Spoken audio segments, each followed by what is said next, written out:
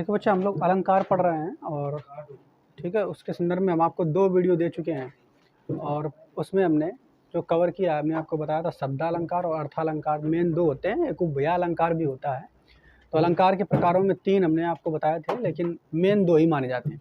इसके अंतर्गत पहला जो अलंकार का टाइप था, जिसको हम शब्दालंकार कहते हैं, उनके सारे टाइप जो हमने कवर कर लिए हैं, उसमें 5 टाइप के अलंकार आते थे। ठीक है, दोनों वीडियो में कवर कर चुके हैं। अब हमारा चलेगा अर्थालंकार, और अर्थालंकार बहुत सारे होते हैं, इसकी कोई फिक्स गिनती नहीं है, लेकिन फिर भी हम यहाँ पर वो मेन इम्पोर्टेंट अलंकार जो हैं कम से कम 12-13 करीब या 15 तक पढ़ेंगे। ठीक है, जो विगत जो कॉम्पिटेटिव एग्जाम में आए हुए हैं, जिनसे प्रश्न पूछे गए हैं। ठीक है, जैसे कांस्टेबल, यूपी, एसआई, लेखपाल या अन्य एग्जाम जो हैं, ठीक है, जिसमें जिन अलंकारों से प्रश्न पूछे गए हैं, उन्हीं अलंकारों को यहाँ पे पढ़ने वाले हैं। ठीक, तो शुरू करते हैं। यहाँ पर सबसे पहले अर्थालंकार के अंतर्गत आज जो हम लोग अलंकार करेंगे वो 5-6 अलंकार लगभग कवर करेंगे, और उसके बाद फिर आगे और करेंगे अगले वीडियो में। तो आज की वीडियो में तो पूरे नहीं हो पाएंगे, लेकिन कल फिर हम लोग और पढ़ेंगे और उसमें लगभग हम लोग खत्म करने की कोशिश करेंगे।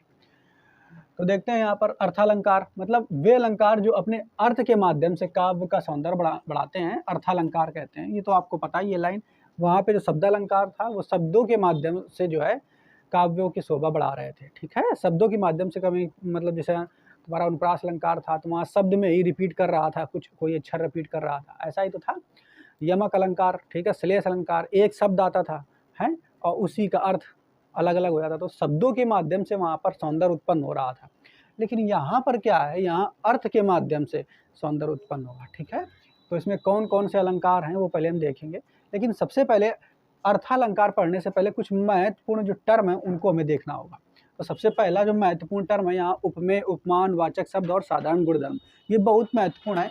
ये इसलिए महत्वपूर्ण है क्योंकि जैसे यूपी में जो कांस्टेबल का एग्जाम होता है, ठीक है, यूपी पुलिस का, उसमें डायरेक्ट इन्हीं से प्रश्न पूछ लिया गया है कई बार। ठीक है, कि वाचक शब्द क्या होते हैं, उपमेय क्या होता है, उपमान क्या होता है। तो देखिए इसको कैसे समझेंगे। अगर हमने आपसे कह दिया कि मान लो कोई भी एक उदाहरण ले दिया, जैसे राधा का मुख, ठीक है, चंद्र सा सुंदर है, राधा का मुख चंद्र सा सुंदर है, या चांद सा सुंदर है, राधा का मुख चांद सा सुंदर है। तो हमने क्या किया, राधा जो है उनके चेहरा का, उनके मुख की तुलना हम चांद से करा रहे हैं। किससे करा रहे हैं? चांद। हम लोग ये ऑलरेडी पहले ही जानते हैं कि चांद जो है बहुत खूबसूरत है। ठीक है, अगर किसी विशेष चीज़ से जिसके बारे में पहले से जानते हैं, ठीक है, उससे तुलना किसी दूसरी चीज़ की कराई जाए तो जो विशेष चीज़ है वो होती है उपमान। क्या होती है? उपमान। जैसे हमने कहा राधा का मुख चांद सा सुंदर है, तो राधा का मुख चांद सा सुंदर है, हम लोग ये अपना जान चुके हैं, जानते हैं कि चांद बहुत सुंदर है, पहले से हम लोगों को पता है। तो उससे राधा के मुख की तुलना करा रहे हैं। ठीक है, जैसे गानों में लोग कह देते हैं कि चांद सा सुंदर चेहरा है, कह देते हैं कि नहीं। तो वहाँ पर हम आपको क्या बता रहे हैं कि राधे के मुख की तुलना है वो चांद से कराई जा रही है, अर्थात चांद हमें मालूम है पहले से सुंदर है, तो जो उपमान हो गया वो चांद हो गया, क्योंकि राधा का मुख जो है वो उपमेय हो गया। क्या हो गया? उपमेय। बात समझ पाए? जैसे अगर हमने कह दिया तुम, ठीक है, तुम्हारा दिमाग आइंस्टाइन जैसा तेज है, तो अब आइंस्टाइन जैसा तेज है तुम्हारा दिमाग, मतलब आइंस्टाइन का जो दिमाग है वो उपमान हो गया, और तुम्हारा दिमाग जो है उपमेय हो गया। क्या हो गया? उपमेय। तो उपमेय उपमान आप समझ गए होंगे। देखिए, उपमान वह चीज होती है जिससे तुलना की जाती है, यानी जो पहले से जिसका मान है, पहले से जिस चीज का मान है वो उपमान, और जिसकी तुलना की जा रही है वो उपमेय। अब 2 और शब्द बचे, एक बचा वाचक शब्द और एक होता है साधारण धर्म या साधारण गुण धर्म कहते हैं उसको। ठीक है, वो क्या है? तो साधारण वाचक शब्द से पूछ लेता है प्रश्न। तो तुलना कराने वाले जो शब्द प्रयुक्त होते हैं वो साधारण वाचक शब्द में आते हैं। जो समानता कराने वाले या तुलना कराने वाले शब्द प्रयुक्त होते हैं वो वाचक शब्द होते हैं। जैसे यहाँ देखो, हमने एक उदाहरण लिखा हुआ है, इसमें देखो, राधा का मुख चांद जैसा सुंदर है। तो राधा का मुख, ये जो पूरा है राधा का चेहरा, मुख, ये तो हो गया उपमेय। चांद जैसा सुंदर है, चांद चांद चांद जो है हो गया ये उपमान हो गया, क्योंकि चांद हमें पता है बहुत सुंदर है, पहले से उसका कंपेयर किया जा रहा है। जैसा शब्द जो है जैसा, ठीक है, ये हो गया वाचक शब्द। ये क्या हो गया? और सुंदर जो है सुंदर, इसी को कहते हैं साधारण गुणधर्म। मैंने कौन से गुण की तुलना करा रहे हैं? तो सुंदर हो गया साधारण गुणधर्म, ये हो गया वाचक शब्द, राधा का मुख जो है उपमेय हो गया, चांद उपमान हो गया। ठीक, ऐसे किसी भी चीज़ से आप तुलना करके देख लीजिए, अगर एक चीज़ की दूसरी चीज़ से तुलना की जा रही है, ठीक है, तो वहाँ पर एक उपमेय होगा, एक उपमान होगा, और तुलना कराने वाले जो शब्द आएंगे वो वाचक शब्द कहलाएंगे, और जो जिस गुण की तुलना हो रही है वो साधारण गुणधर्म कहलाएगा। ठीक है, तो ये टर्म आपको याद रखने हैं, इससे पेपर में क्वेश्चन बन चुके हैं बहुत बार। अब यहाँ पर हम सबसे पहले जो पढ़ेंगे वो पढ़ेंगे उपमा अलंकार। कौन सा अलंकार पढ़ेंगे? उपमा अलंकार। उपमा अलंकार पढ़ने के लिए यही बहुत आवश्यक थे, तो इनको हम लोग पहले देखेंगे। तो उपमा अलंकार क्या होता है? जब, देखिए यहाँ पे लिखा हुआ है, जब उपमा की उपमान से तुलना की जाए तो वहाँ उपमा अलंकार होता है। बिल्कुल सरल है यही वाला। जब उपमा की उपमान से तुलना की, उपमेय की उपमान से तुलना की जाए, अगर किसी भी चीज़ की किसी दूसरे चीज़ से तुलना की जा रही है तो इसका मतलब आप समझ जाना कि वहाँ पर उपमा अलंकार है। जब उपमेय की उपमान से तुलना की जाए तो वहाँ पे कौन सा अलंकार होता है?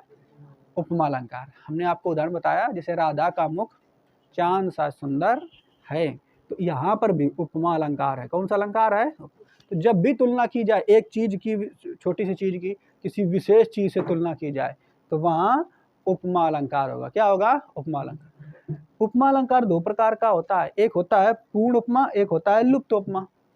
उपमा अलंकार भी दो प्रकार का होता है, पूर्ण उपमा और लुप्त उपमा। जब आप कभी तुलना करा रहे हो, ठीक है, जब कभी आप तुलना करा रहे हो तो तुलना कराने के दौरान ये चारों टर्म अगर आ रहे हो सब उस सेंटेंस में, तो वो समझ जाना वहाँ पे पूर्ण उपमा होगा। क्या होगा? पूर्ण। और चारों में से अगर एक की कमी हो गई, मान लो वाचक शब्द नहीं है, एक की कमी अगर हो गई, ठीक है, तो वहाँ पे समझ जाना वहाँ पे लुप्त उपमा होगा। क्या होगा? लुप्त उपमा। बस आपको इतना पता होना चाहिए। ठीक है, क्लियर? तो ये आप समझ गए कि नहीं? उपमा में, अलंकार में क्या कराया जाता है? कुछ नहीं, बस तुलना कराई जाती है। तुलना कराई जाती है। अगर चारों के चारों ये टर्म आपके हैं, उपमेय, उपमान, वाचक शब्द और साधारण गुणधर्म, अगर चारों हैं तो पूर्ण उपमा होगा। अगर चारों में से एक कोई कम हो गया तो लुप्त उपमा होगा। ठीक है, आगे देखेंगे। अब इसकी पहचान क्या है? तो उपमा, देखो एक चीज देखिए, अलंकार के जो उदाहरण रहते हैं तो वो हमें पता है पद के होते हैं। ठीक है, अब पद के तुम्हें आधे समझ में आ रहे होंगे, आधे नहीं समझ में आ रहे होंगे, कुछ की अर्थ है नहीं समझ में आएगा आपको, तो लेकिन फिर भी हमें पहचानना है। तो पहचानने के लिए अलंकारों में ट्रिक रहती है। अब ट्रिक क्या रहती है? कुछ ना कुछ, हर अलंकार का पहचानने का कोनो कोनो तरीका होता है।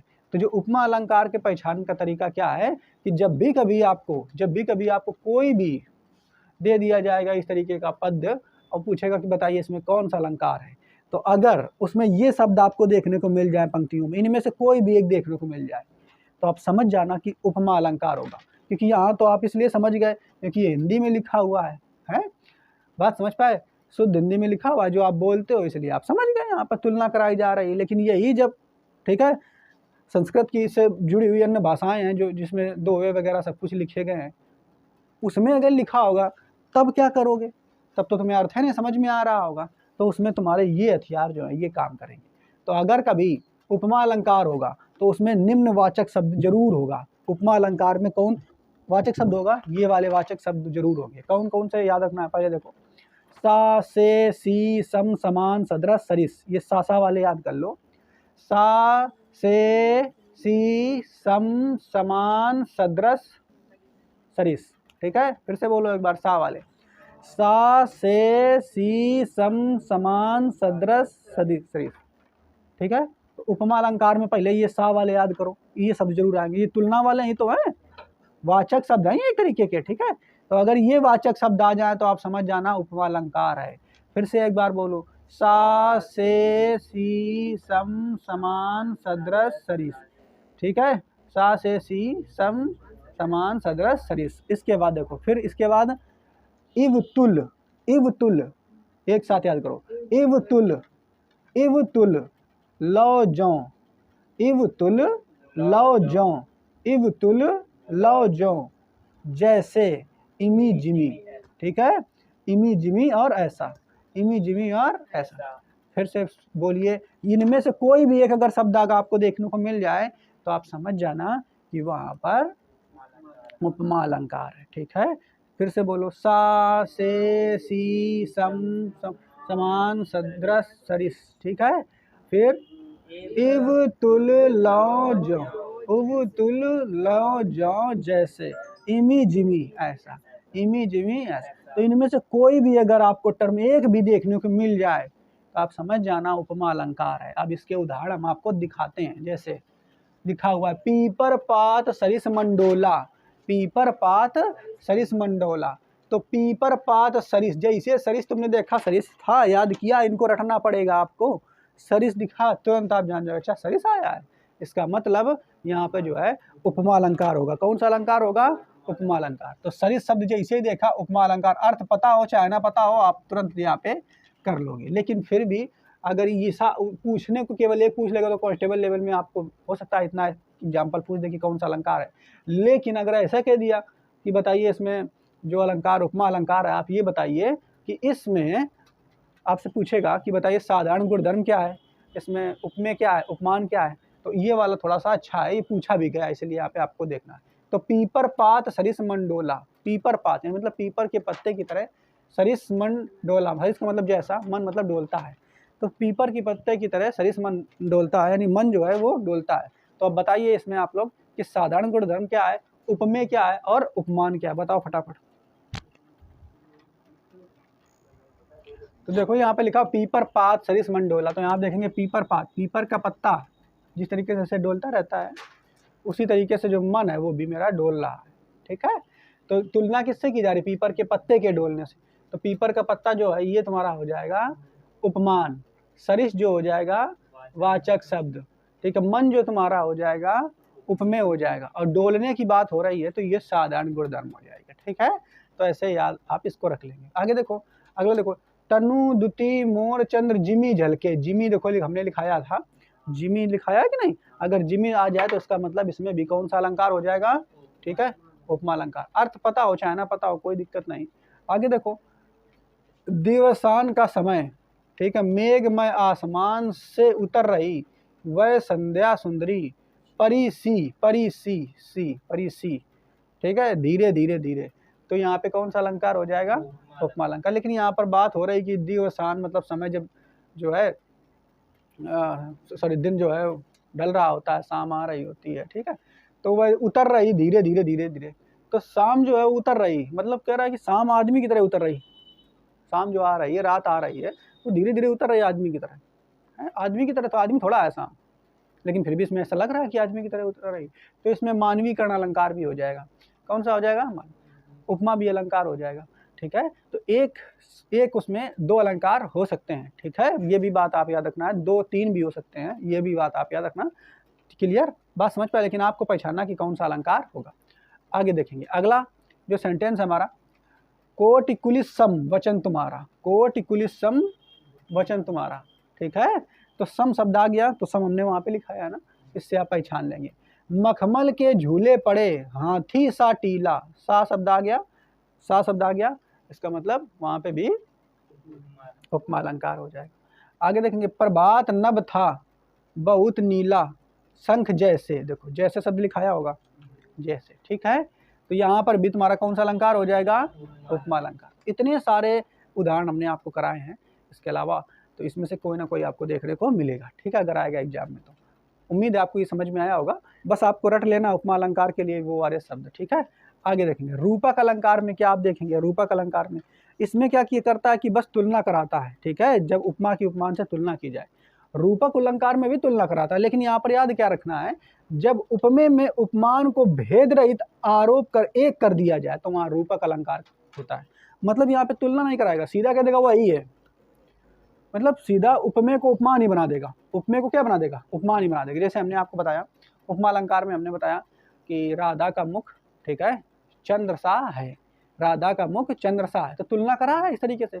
लेकिन रूपक में क्या कह देगा? रूपक में कह देगा कि राधा का मुख चंद्र है, राधा का मुख, मतलब कौनो भेद नहीं, तुलना तो करा ही, लेकिन बता दें कि वही है, ये नहीं करो कि चंद्र सा है, राधा का मुख चंद्र है, चंद्र ही है। ठीक है, या सीता का मुख देखो हमने लिखा दिया है, वहाँ राधा का लिखा था, जो भी अपने हिसाब से दियो, तो सीता का मुख चंद्र है, देखो लिखाया, मतलब भेद नहीं कर रहा है कि चांद अलग है और मुख अलग है ना, कहा जो सीता का मुख है या राधा का मुख है वो चंद्र ही है, चंद्र है। मतलब रूपक अलंकार में उपमेय और उपमान को एक समान कर दिया जाता है, जबकि उपमा अलंकार में उपमेय और उपमान की तुलना कराई जाती है। और इसमें भेद रहित आरोप मतलब दोनों को अलग अलग दो चीजें नहीं माना, एक एक कर दिया। ठीक है, तो भेद रहित आरोप जो है कर दिया जाता है, दोनों को एक ही कर दिया जाता है। पहले अलग अलग कर रहा था, अब कह रहा चांद और मुख दोनों एक है। ठीक है, तो यहाँ पर ये बात आप याद रखेंगे। इसकी पहचान क्या है, इसमें क्या होता है, इसमें वाचक शब्द नहीं होते हैं। इसमें वाचक शब्द होते हैं क्या, नहीं, इसमें वाचक शब्द गायब रहता है। साथ ही साथ ज्यादातर 99% इसके जो उदाहरण होते हैं उसमें आपको क्या देखने को मिलेगा, उसमें योजक चिन्ह देखने को मिलेगा। क्या देखने को मिलेगा, योजक चिन्ह। इस तरीके से योजक चिन्ह जरूर लगा होगा 99% उदाहरणों में। ठीक है, तो रूपक अलंकार की ये पहचान है कि इसमें देखो कहीं लिखा हुआ सीता का मुख चंद्र है, ऐसे कहीं लिखा सीता का मुख चंद्र सा है, कहीं है क्या? तो यहाँ पे देख रहे हो ना, सा जिसको हम लोग क्या कहते हैं, हम लोग जिसको कहते हैं वाचक शब्द, वो गायब है। ठीक, अब के दो इसके उदाहरण बहुत सारे देखते हैं। जैसे यहाँ देखो, चरण कमल बंदो हरिराई। ठीक है, इमा का मतलब चरण कमल बंदो हरिराई, मतलब हरिराई मतलब भगवान के, ठीक है, हरि के जो चरण हैं वो बिल्कुल कमल ही है। चरण कमल बंदो हरिराई मतलब उनके जो चरण है वो कमल ही हैं। कमल जैसे नहीं, कमल ही, इस कमल कोमल होती उसके समान कोमल, समान भी नहीं कहोगे, जो हरि के चरण है वो कमल ही हैं। और अर्थ का मतलब ये निकालेंगे आप कि उनके जो चरण हैं वो जैसा कमल कोमल होता है उसी तरीके से कोमल है। लेकिन ऐसा नहीं कह रहा, तुलना नहीं करा रहा, वो कह रहा हरि के चरण जो हैं वो कमल ही हैं। ठीक है, इसका अर्थ ये निकलेगा। लेकिन यहाँ पर देखो, यहाँ पे लगा हुआ चिन्ह, ये इससे आप पहचान लेंगे। ठीक है, क्लियर? तो इसमें यहाँ पे लगा होगा, इसमें देखो, मैया मैं चंद्र खिलौना ले हूँ। ठीक है, मैया मैं चंद्र खिलौना रहे हूँ। तो यहाँ पर श्री कृष्ण अपनी मैया से कह रहे हैं कि मैया मैं चंद्र खिलौना ली हूँ, मतलब मैं खिलौना ले, मैं तो खिलौना लूंगा लेकिन चंद्रमा को खिलौना के रूप में लूंगा। किसको लूंगा? चंद्रमा को। मतलब खिलौना नहीं, चंद्रमा को ही खिलौना बना लेंगे, चंद्रमा को ही क्या बना लेंगे, खिलौना। तो यहाँ देखो चंद्र खिलौना, यहाँ पर भी चिन्ह लगा हुआ कि नहीं? ठीक है, योजक चिन्ह यहाँ पे भी लगा हुआ है। आगे देखो, कर सरोज सिर पसरऊ कृपा सिंधु रघुवीर, यहाँ पे भी देखो लगा हुआ कि नहीं? तो योजक चिन्ह आपको इसके उदाहरण में देखने को मिलेंगे। 99% जो उदाहरण होंगे, 1-8% में हो सकता है ना दे, बाकी 99% उदाहरणों में आपको योजक चिन्ह देख करके पता कर लेना है। अर्थ पता हो चाहे ना पता हो, फिर भी आप पता कर लेंगे कि रूपक अलंकार है। जैसे आयो देखो, अगला सुना, पायो जी मैंने राम रतन धन पायो, नाम रतन धन पायो होता है। ठीक है, कभी कभी राम रतन कह देता है। तो यहाँ पे देखो योजक चिन्ह लगा हुआ, राम और रतन के बीच। आगे देखो, चरण सरोज पखारन लगा। ठीक है, तो यहाँ पर भी योजक चिन्ह लगा हुआ है।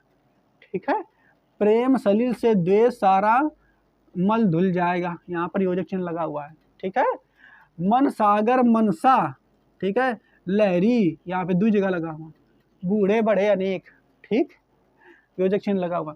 शशि मुख पर घूंघट डाले, तो यहाँ पर भी योजक चिन्ह लगा हुआ। तो इनके उदाहरणों को आप योजक चिन्ह से रूपक अलंकार के उदाहरणों को पहचान लेंगे। अगला जो है अलंकार हमारा वो है उत्प्रेक्षा अलंकार। 2 समझ में आ गया, पहले में तुलना करा देता है, जैसे सीता का मुख चंद्र सा सुंदर है। दूसरे में जो ये वाला अलंकार है रूपक में, उसमें भेद रहित आरोप उपमेय उपमान को ही एक कर देता है, जैसे सीता का मुख चांद है, चांद ही है। उत्प्रेक्षा में क्या कराता है, इसमें संभावना व्यक्त की जाती है। क्या व्यक्त की जाती है? उत्प्रेक्षा का मतलब ही होता है संभावना। उत्प्रेक्षा का मतलब ही क्या होता है? संभावना। ठीक है, तो इसमें संभावना व्यक्त की जाती है, यानी जब उपमेय में उपमान की संभावना व्यक्त की जाए। तो पहले वाले में देखो, सबसे पहला उपमा था, उसमें तुलना कराई जाती है। रूपक में सीधा वही बना दिया जाता है, भेद रहित आरोप उपमेय उपमान का, और इसमें संभावना व्यक्त की जा रही है। ठीक है, संभावना कैसे? सीता का मुख मानो चंद्र है, सीता का मुख मानो चंद्र है, मतलब सीता का मुख मान लो कि चंद्र है। संभावना है, क्लियर तो नहीं करा, लेकिन इसमें तो बिल्कुल ये स्पष्ट कर देंगे, नहीं वो चंद्र ही है। इसमें तो कहीं तुलना करा रहा कि सीता का मुख चंद्र जैसा है, रूपक में कहे सीता का मुख चंद्र ही है। उत्प्रेक्षा में संभावना, सीता का मुख मानो चंद्र है, तुम मान लो चंद्र है, संभावना व्यक्त करा रहा है। ठीक है, तो इसकी पहचान क्या है कि इसमें वाचक शब्द कौन कौन आएंगे? देखो, उत्प्रेक्षा में वाचक शब्द कौन आएंगे? तो मानो, जानो, मनु, मानो जानो मनु, मेरे जानते मनु, ठीक है। मनो जनो जनु, जनु आदि, ये आपको शब्द याद रखने हैं, इनको रटना पड़ेगा आपको, ठीक है। तो 2-4 बार इनको बोलो मेरे साथ। मानो जानो मनु, मानो जानो मनु, मानो जानो मनु, मानो जानो मनु, मेरे जानते मन हूँ, मेरे जानते मन हूँ, मेरे जानते मन हूँ, मनो जनो जनु जनु, मनो जनो जनु जनु, मनो जनो जनु जनु। 10 बार आप इसको पढ़ेंगे, आप जान जाएंगे कि उत्प्रेक्षा अलंकार में ये वाचक शब्द आपको रखने हैं, जबकि उपमा अलंकार में ये वाचक शब्द रखने हैं, ठीक है। तो इनको जरूर आपको रख लेना है। अब इसमें देख लेते हैं उदाहरण। सोहत ओढ़े पट श्याम सलाने गाथ, मानो शब्द आ गया मानो, ठीक है। मानो नील मणि शैल पर आत्म परयो प्रभात, ठीक है। आगे देखो अगला मानो शब्द आ गया, तुरंत इससे पहचान लेंगे। जान पड़ता है, शुरुआत में दे दिया जान, जान यहाँ पे लिखाया होगा कहीं, ठीक है, नहीं लिखाया है, जान जानू लिखाया है, तो जान भी लिख लीजिए, ये भी शब्द आता है, ठीक है। इसको भी छोड़ दिया कहीं, लिख लेना अपना है। जानू लिखा है ना, हाँ जान भी होता है, इसको भी लिख लो, ठीक है। वो वाली जान नहीं है, ये है तो ये सीधा क्या करा रहा है, संभावना प्रकट वाली करने वाली जान, ठीक है। जान पड़ता है नेत्र देख बड़े बड़े, हीरकों में गोल नीलम है जड़े, ठीक है। आगे देखो अगला। पद्मावती सब सखी बुलाई, जानू लिखा हुआ जनू, ठीक है। पद्मावती सब सखी बुलाई, जनू फुलवारी सबे चली आई, ठीक है। तो इसमें भी आप समझ जाएंगे कि उत्प्रेक्षा अलंकार में आपको याद रखना है मानो मनु जनु जानू, ठीक है, जनो, ऐसे करके कई सारे शब्द होते हैं, मेरे जानते, ठीक है, जान, ये सब आपको याद रखना है। क्लियर। तो ये उदाहरण आप देखेंगे, इनको रट लेंगे, ये उत्प्रेक्षा अलंकार की पहचान हो गई। 3 अलंकार आपको बता दिए हमने। पहले उपमा बताया, उपमा में तुलना कराई जाती है, उसमें जो वाचक शब्द आते हैं उसमें कौन कौन से वाचक, सा सी से सम सदृश समान, ठीक है, इव तुल लो जो, ठीक है, इमी जिमी जैसे ये शब्द आते हैं, ठीक है। जबकि रूपक अलंकार में हमने आपको बताया कि इसमें भेद रहित आरोप होता है, मतलब उपमेय को उपमान ही बना दिया जाता है। इसमें पहचान जो है वो योजक चिन्ह है। कौन सी पहचान है, योजक चिन्ह है, तो ये बात आप याद रखेंगे। इसके बाद उपमा उत्प्रेक्षा में आपको क्या रखना है कि इसमें उपमेय को उपमान की संभावना व्यक्त कराई जाती है। क्या कराई जाती है, तो संभावना व्यक्त कराई जाती है। इसके लिए आपको याद रखना है मानो मनु जानो जनु जानते, ठीक है, मनो जनु, ये सब आपको याद करना है, जान, ये शब्द याद रखने हैं, ठीक है। इनको रटना 2-4-10 बार, अगर ये मिल जाते हैं तो आप समझ जाएंगे, उत्प्रेक्षा अलंकार यहाँ पर हो जाएगा। अब देखेंगे अगला है जो है प्रतीप अलंकार। तो प्रतीप अलंकार जो होता है वो उपमा अलंकार का उल्टा होता है। प्रतीप अलंकार को बस इतना याद रखना है, प्रतीप अलंकार जो होता है वो उपमा अलंकार का उल्टा होता है, उपमा अलंकार का उल्टा होता है। यहाँ क्या होता है कि यहाँ उपमेय को उपमान बना दिया जाता है, उपमेय को उपमान बना दिया जाता है, ठीक है। उपमेय मतलब जिससे तुलना कराई जा रही, जो चीज़ पहले से ही अपना सेट किए हुए गोल की, ठीक है, परिभाषा के लिए, तो उपमेय को उपमान बना दिया जाता है, इसलिए इसको उपमा का उल्टा कहा जाता है। ऐसे यहाँ लिखा हुआ मुख, मुख सा चंद्र है, उल्टा हो गया कि नहीं। चंद्रमा जो है वो खुदे पहले सुंदर के लिए व्याख्यात रहा, उपमान रहा है चंद्रमा, और इन्होंने कह दिया मुख सा चंद्र है। मुख सा मतलब चेहरे जैसा चंद्र है, चेहरे की तुलना चांद से करा रहे हैं, ठीक है, यानी उपमेय को उपमान बना दिया। तो जो प्रतीप अलंकार होता है ये उपमा का उल्टा होता है। आपसे ये डायरेक्ट क्वेश्चन पूछेगा। आगे देखो यहाँ पे लिखा हुआ है उतरी नाय जमुन जल जो शरीर सम श्याम, ठीक है। तो यहाँ पर बात उस समय हो रही है जब श्याम यानी श्री कृष्ण, ठीक है, उनका जो शरीर का रंग होता है वो नीला होता है। तो यहाँ पे बताया जा रहा है कि जो जल का रंग है वो शरीर के जैसा श्याम है, नीला है, शरीर के जैसा रंग नीला। लेकिन होना ऐसा चाहिए कि जल जो होता है समुद्र में बहुत ज़्यादा मात्रा में भरा होता है तो वो नीले कलर का दिखता है कि नहीं। तो तुलना एक तरीके से उपमान जल होना चाहिए, जल जब भरा हुआ होता है। लेकिन यहाँ पे क्या कह रहे हैं, उपमान कृष्ण का जो शरीर है उनको बना दिया गया है, ठीक है। तो ये बात आप याद रखेंगे, उपमान को उपमेय में बना दिया गया है। आगे देखो अगला अलंकार जो है हमारा वो है उपमेयोपमा अलंकार। उपमेयोपमा अलंकार, तो उपमा अलंकार में क्या होता है, जो उपमा अलंकार है और प्रतीप अलंकार दोनों एक साथ आए होते हैं। उपमा अलंकार और प्रतीप अलंकार दोनों उपमेय उपमा में, उपमा अलंकार और प्रतीप अलंकार दोनों एक साथ आए होते हैं। तो उपमा अलंकार में क्या होता है, उपमेय की उपमान से तुलना कराई जाती है। प्रतीप अलंकार में क्या होता है, उपमान को उपमेय बना दिया जाता है, उल्टा काम कर दिया जाता है। तो वही देखो यहाँ पे देखो, मुख सा चंद्र, मुख सा चंद्र और चंद्र सा मुख है, दोनों एक साथ आएगा कि नहीं, मुख सा चंद्र। तो ये देखो ये कहा, ये मुख सा चंद्र प्रतीप हो गया, क्या हो गया, मुख सा चंद्र और चंद्र सा मुख है, चंद्र सा मुख है, यो हो गया उपमा, यो हो गया प्रतीप। समझ में आ रहा है कि नहीं। तो जब उपमा और प्रतीप दोनों एक साथ आ जाए तो वहां पे जो अलंकार होता है वो उपमेय उपमा होता है। क्या होता है, उपमेय। ये बात भी आप याद रखेंगे, ठीक है। इसके बाद अगला अलंकार है, उसे कहते हैं अपनहुति अलंकार। क्या कहते हैं, अपनहुति। अपनहुति अलंकार में क्या होता है, उपमेय में उपमान का भेद रहित आरोप इसमें भी होता है, उपमेय में उपमान का भेद रहित आरोप होता है, लेकिन ये निगेटिव होता है। ऐसा होता है निगेटिव मतलब निषेधात्मक, मतलब बात समझ पा रहे हो कि नहीं। भेद रहित आरोप जो है किसमें किया जाता है, रूपक में, लेकिन इसमें भी किया जाता है अपनहुति में, लेकिन अपनहुति में निषेधात्मक भेद रहित आरोप होता है। कैसे, समझिए। लिखा है, जैसे ये लिखा है, यह चंद्र नहीं मुख है, ये चंद्र नहीं मुख है। बता रहा कि चंद्र नहीं, आदमी देखे, आदमी देखे तुम्हारा चेहरा, अरे चांद है। तो फिर दूसरा आदमी कहा नहीं चंद्र नहीं मुख है, वो तो जो पहला आदमी तुम्हारा चेहरा, अरे चांद है लागत, तो वो कौन बन गया, रूपक। कहा तुम्हारा चेहरा तो चांद लागत, चांद है, तो वो बनेगा रूपक अलंकार। लेकिन दूसरा आदमी कहना नहीं वो चंद्र नहीं मुख है, तो कौन बनेगा अलंकार, अपनहुति, कौन होगा अपन, ठीक है। आगे देखो ये लिखा किंसुक गुलाब, मतलब इसमें निगेटिव चीज कुछ ना कुछ आएगी। इसमें लिखा किंसुक गुलाब कचनार और अनारन की डारन पे डोलत अंगारन को पुंज है। अगर नहीं कुछ समझ में आवे, अंगारन का मतलब समझे तो आग, ठीक है, आग का गोला। तो किंसुक मतलब होता है एक प्रकार का फूल, किंसुक मतलब है गुलाब के फूल, कचनार, कचनार का पौधा होता है, ठीक है, अनार का फूल का पौधा कि उनकी डारन पर, मतलब गुलाब का जो पौधा होता है उसकी डारन पर, कचनार के पौधा के डारों पर और अनार के पौधा के डारों पर, ठीक है। ऐसा लग रहा है कि अंगारन के पुंज लटके हुए हैं, क्या के पुंज लटके हुए हैं, तो निगेटिव नहीं हो गया। अंगारन मतलब इतने, गुलाब का फूल भी लाल होता है, गुलाबी अपना समझ लो, और अनार का लाल होता है।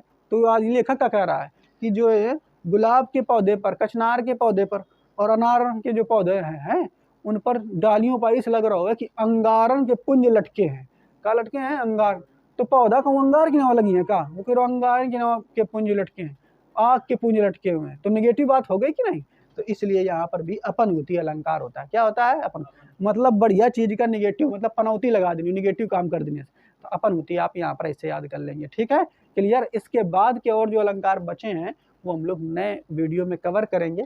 आज आप इन्हीं को रिकॉल एक बार जरूर कर लें अच्छे से, तब याद रहेंगे, क्योंकि इसमें आपको लगभग 8-9 और अलंकार अभी पढ़ने होंगे।